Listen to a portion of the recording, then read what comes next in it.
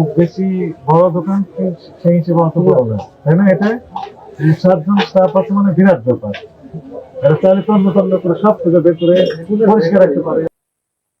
প্রথমবার যখন আসছিলাম বস্তা এক বস্তা নিয়ে যাওয়া যায়নি, এরকম অবস্থা।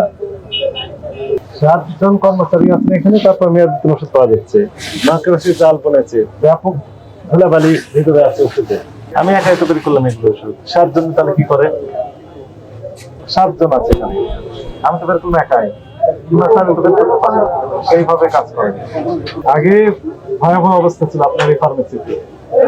আমার অভিজ্ঞতা আছে, অনেক 5 বছরের আগে হবে, একবার আসছিলাম, ওই সময় যেটাতে হাতিস সেটা মেয়াদ দিত। এখন সেইরকম পাইনি, অল্প কয়েকটা পেয়েছি। তো তারপরেও দায়িত্ব অবহেলা রয়েছে।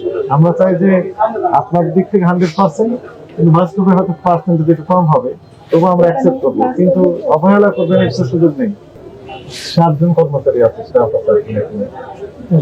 খুব বেশি বড় দোকান সেই হিসেবে অত বড় না, তাই না? এটা 7 জন স্টাফ আছে মানে বিরাট ব্যাপার। এটা চাইলে তন্ন তন্ন করে সব থেকে বের করে পরিষ্কার রাখতে পারে। কথা বুঝতে পেরেছেন?